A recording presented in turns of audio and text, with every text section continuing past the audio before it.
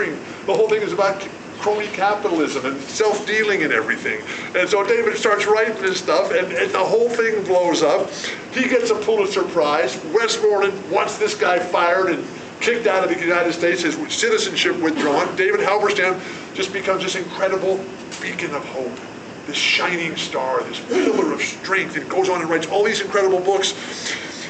And he would take these 1,000-page just masterpieces and intersperse them each time with a nice short book on sports and how it all plays out in sports. And think about the words that we have in basketball, which is the most perfect game of all. Basketball, where all you have to do is wait for the opening tip. Unlike football, which is a halfway house between the army and prison, and baseball, which is a bunch of out-of-shape guys standing around, scratching themselves, taking steroids, and waiting for the game of life to come to them. No, basketball, that ball's in the air. It's who can play, who's got a game, who's in shape, and who's ready to go. Now, David, trying to come up with the idea, the social media question. The idea, that's the challenge. What is going to be interesting? What's going to be a cool topic?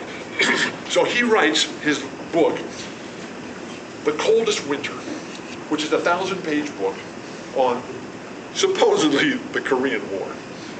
But it's 150 years of the history of the world. He spent 10 years working on this book, and I keep telling him all the time, David, when's this book going to come out? I'm working on it, Bill. It keeps changing. I keep coming up with new ideas and new themes. So finally, he turns it in. He turns the book in after 10 years, and I'm going, oh, fantastic. How great is this? And he flies from his home in New York to San Francisco, speaks at the Berkeley Journalism School, and then he's on his way to his next book. And he has a student from the class drive him from Berkeley over to Stanford. He's going to interview Y.A. Tittle on the greatest football game ever played, right? They didn't see Arizona against UCLA this year. So anyway, he's going to write this football book and interview Y.A. Tittle.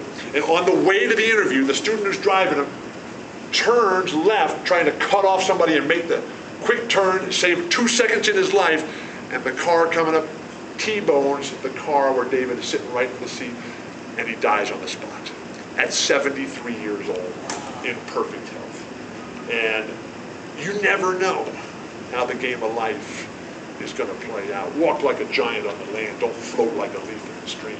And your question, Kevin, was you answered it. Okay. All right. One more book. Okay. Journalism. Marty Glickman. Fastest kid on the block. Giants. Grows up in Brooklyn. Neighborhood. Running. Playing. Great life. Chasing it down. Goes to Syracuse. NCAA sports, track and field, long jump, sprints, fastest kid on the block. Makes the Olympic team as the greatest runner, track and field guy in America. 1936 in Berlin. The team goes over there on the eve of the Olympics. Adolf Hitler, you've heard of him. And then Avery Brundage, then the head of the IOC. This is all in Marty's book, Fastest Kid on the Block. On the eve of the Olympics, 1936, Avery Brundage and Hitler get together for a quick meeting. And Hitler goes to Brundage, who's representing our country. And he says, look, Hitler does, look, we can't have the Jewish guys win. So I'm telling you right now, it's bad enough to have the black guys win, but we'll work on that later. We're working on the Jews right now. So don't let your Jews run. And Avery Brundage, representing our country, our interests, he says, okay. Marty doesn't even get to compete. Jesse Owens goes on and wins all the medals, gets all the glory, all the treasures and the power, and Marty is a broken man and just disparate in spirit. And he comes home and he didn't even get a chance to play in the game of life. So Marty comes back, doesn't know what to do, and he's just devastated.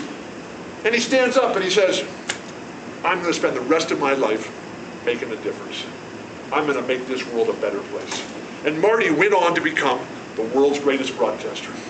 And he was the broadcaster for the Knicks, the Giants, the Jets, the Rangers, and every other team in New York.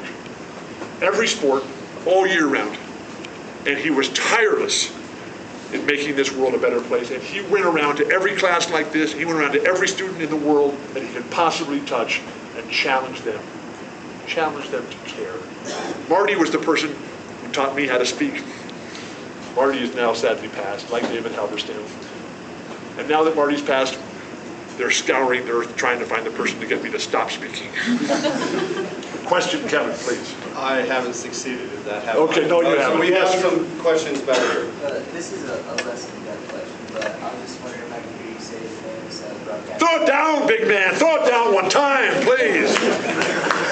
Goodness gracious. I came here to see somebody throw it down, and all these guys are doing is making layups and shooting threes. Will somebody please throw it down? Don't they want to win? Do they even care? What is this coach thinking? What do they have practice for? Please. How about some structure and discipline? Come on. Where's Coach Rosborough when you need him? I'm going to class now. Thank you very much. No, you got to go. All right, back to the About 10 years ago, I got to meet at a Coach Wood was. Yeah. I got to ask him a question. He had a big smile on his face. The question was about you. It was about one day in particular, and I'd like to hear your view on it now that I heard his.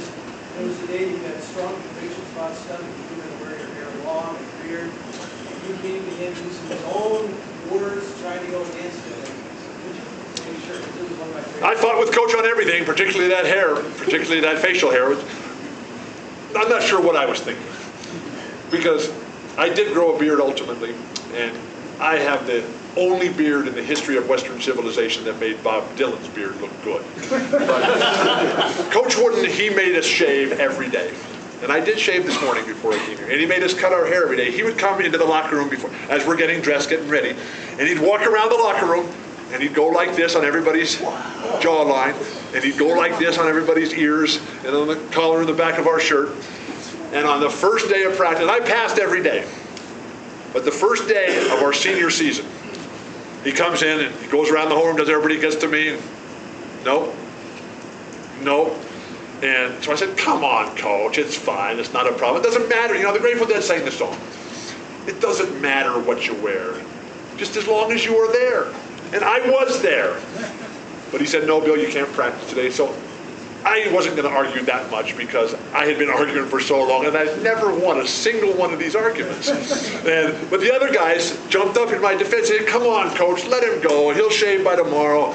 Come on, Coach, we haven't lost a game since Bill's been here. He's the academic All-America Player of the Year every year. He's the Player of the Year every year. Come on, it'll be fine. And Coach says, no. I knew I had lost. So I was already dressed. I was always the first guy there to practice. And so I was dressed, I was taped and ready to go, but I knew I wasn't going to be able to practice because Coach said so. So I jumped on my bike, which I kept at the side of the room, of the locker room. I jumped on my bike and rode it right out of the Poly Pavilion, down into Westwood, jumped in the chair, had Cammie who cut all our hair, who's still there cutting hair, loyalty, pride, all the things that go into a great community, Jim Rosborough, Lute Olson, what Sean Miller's trying to do here, what Kevin is doing. And I'm shaving with a plastic razor. I said, Cammie, just cut it all off. And he cuts it all off, and I jump on my bike, and I race back up into Poly Pavilion, dump my bike down on the side of the court, and run over and stand in the back of the line as fast as I could, and hoped beyond hope that Coach wouldn't notice that I was 3 minutes late. But he noticed. He knew everything. And when they asked Coach, when he was 96, they asked him, Coach, were you really going to kick Walton off the team because he wasn't going to cut his hair, because he wasn't going to shave? Because he was against the war in Vietnam? Because he wanted the cheerleaders in his room on the road trips? Whatever. He said, were you really going to kick him off the team? Because the line he always used when it came to the end was, Bill, I really respect your position. This is fine. You've articulated it very well. But you know what? I'm the coach here. And while we've enjoyed having you, we're going to miss you. And so when he said that, I knew it was over. And so when he was 96, they asked him, Coach, were you really going to kick Walton off the team? And he said, without hesitation, the only thing that matters was that Bill thought I was. And I did. And there was nothing more important than being on the team. And while you're making your decisions and you're making your choices in life, realize that every choice, this is something that didn't quite dawn on Lance Armstrong. Or maybe it didn't quite dawn on Phil Mickelson. When Phil Mickelson made the ridiculous comment that The tax rate is killing him, and $60 million for his income per year is not enough. Phil, please, go to Greece. In Greece, the rich people don't pay taxes, and everybody else just eats out of the trash can. The ultimate trickle down, right? And so taxes are the privilege that we pay for living in an organized, lawful, decent, humane, fair society where other people get a chance, where everybody gets a chance. And that's what the biggest concern of older people like me, Kevin, Patrick, Dave, Larry Scott, John Skipper, the head of the Pac-12 networks and ESPN networks are all about, is to create, to get you guys jobs, to provide value and content so that people, when we're after a hard day's work and we're broken down and we're like, oh my gosh, we can turn on that TV and we can get something that's good and something that's fun and something that's selling a positive message to you guys as opposed to fear and greed and selfishness. To be on that team, to be in the game of life, don't ever discount how valuable that is. And while you chase your dream and you're going your own separate ways, realize the importance of being in the game. And when you're on the outside and you can't get in, maybe that's because of the choices that you made. But then your job is when you're on the outside, you're happy on the outside, then create your own world, create your own environment. And that's where this whole social media and content comes in. But make sure that you're able to monetize that. Because when you're building, what are the steps? The very first one is, how are we going to make money at this? And who makes more money than ESPN? Nobody. Nobody. Study that business model. Unbelievable. Study the great leaders. Study John Wooden. Study the founder of ESPN. Study Red Auerbach. Study Jerry Garcia and Bob Dylan and Neil Young. Study these guys, these dreamers, these visionaries, John Lennon, all the different books. And then build your own life. Oh, next question, please. Sorry. Yes, over here. Let's take one more. Let's take one more question, and then I've got to transition out, and then we're going to be informal so that you can get some autographs, talk with him personally. Kevin, you can leave now. It's fine. There's one more question. I grew up like a diehard UCLA fan when I worked there for 4 years. So did I. I was wondering how much of an impact did the decision make to be a part of John Wooden's program, not only his college career, but your professional life and as a father too? It impacted everything. I didn't know it at the time because I thought that's the way the whole world was. And that was the curse of growing up in San Diego with these fantastic parents and Rocky and Chick Hearn on the radio. And then every coach I ever had was a John Wooden disciple. I was 21 before I ever encountered somebody who didn't have my best interest at heart. And then I joined the NBA. And, oh my gosh. And that's a big, tough, nasty, mean world out there. And you better be ready. Now, I was not ready. I thought everybody cared about other people. I thought everybody was into the team. And I thought everybody was positive. And I thought people were going to look out for you. That's not the way it was. And when I joined the NBA, I became the highest paid player in the history of all team sports. And the quality of my life went down. That's how great it was at UCLA. Because of the selfishness, the greed, the individual agendas, the lack of skill, the lack of talent, the lack of organizational strength at the top. There has never been a great player, there has never been a great team without a great coach. And that's why as you make your decisions as to where you're going to go, what you're going to do in your life, who your friends are going to be, what companies you're going for, look around as to see who the great leaders are. And when you live in the world of startups, which is my favorite part of the world, which is basically what you guys are, you're starting up and you're creating your own company, which is yourself. You're going to go out and sell that company, which is yourself, because the whole world is public relations and selling. And at the end of the line, you're selling yourself. And so you go find these people who are doing all that and you learn from them. Search for, find, and learn from the master teachers. And the best way to learn about how to get where you want to go is to ask somebody who's on their way back. And that is the master teacher. That's Jim Rosborough, who is here every single day as a volunteer. That's Lou Olson, who you go contact him. And this university is full of those people, full of them. The world is full of them. Your challenge is to find them and to not get sucked in to the negativity and the violence and the vulgarism and the bullying and the lying and the cheating and the selfishness and the greed that you know is wrong. But too many of the mainstream media, they glorify that stuff and they say this is cool.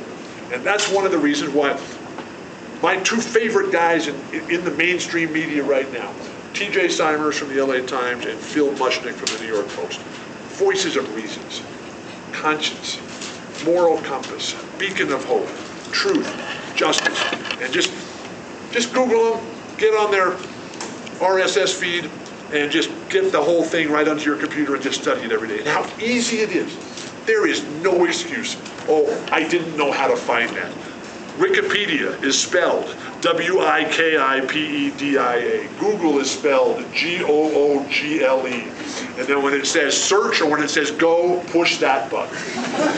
And when it says next, push that button too. Don't push the back button. What are their two names again? T.J. Simers and Phil Mushnick. The sports media business has completely changed because there's no money in it. All the money is at ESPN. And deservedly so. It's the most powerful brand in history. Apple's got a great brand. They got a great product. But when you talk sports, the first thing that comes to anybody's mind is turn on ESPN and check it out. And they have earned that position. It is unbelievable. That is a powerful machine. And it started with one guy with a dream, with a vision.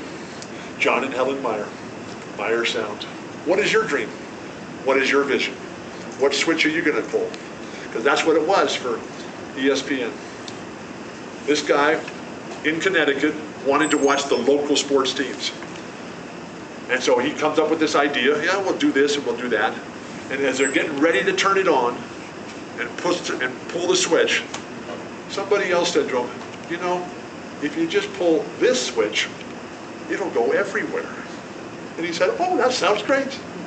ESPN, here we go. And here I am with a bus outside with a picture on the side. You never know how it's going to play out. And that's why you got to be in that game alive. That's why you got to keep coming and keep challenging. And that's what the great ones do. That's what Kobe does. That's what LeBron does. They just absolutely keep coming at you all the time. And that's the challenge for the Arizona Wildcats. As they try to join the elite level of Indiana, Duke, Florida, although Florida stunk it up last night. What's up with that? Kansas, they stunk it up the other night. And there's one other, Syracuse got tons of talent, but they don't play as consistently as they should. And Michigan, they won at the buzzer last night, so I'm not sold on Michigan. No, it's the challenge for Arizona as they try to join those super elite teams. Creative offense. Creative, diversified offense. Think of what a great player and a great leader does. Very simple. Pulls the team together. Defines the terms of the conflict. I'm going to tell you how this is going to be. Make them play your game. Do what others can't and won't do. Lead the relentless offensive attack and then hit first. Is there anybody here who did not see the Super Bowl finish the other night? Okay, we've all been there. The fate of the known world in the balance, 2 minutes to go in the game.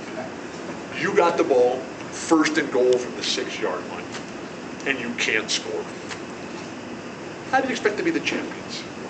You don't deserve it. And go back to every one of those things I just said.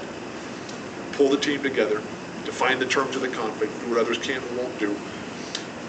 Lead the relentless offensive attack. Offense wins championship because at the end, you've got to make that score. Whether it's a bucket, get to the free throw line, get the touchdown, make the game-winning hit, make the backhand winner, whatever it is. Offense. Defense is like hard work. It's a constant. But who can think? Who can create? Who can build? Who can deliver peak performance on command? And do you care?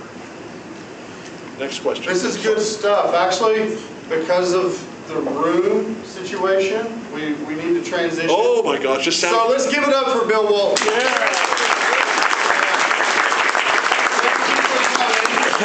Our Society of Professional Journalists has this Sports Journalism Club. You want to be a part of it? krkemper@email.arizona.edu. We'll get you connected. And Matt Gelati, how many are going to be at the game tonight? I'll be there. Here we go. Scratch the trees. Come on, cats. Let's go. You guys be sure to come up and greet them. Bill, sign some autographs. You're right. Thank you for coming. You got to stand on the courage of your own convictions. Without loving a dream, it'll never come true, buddy.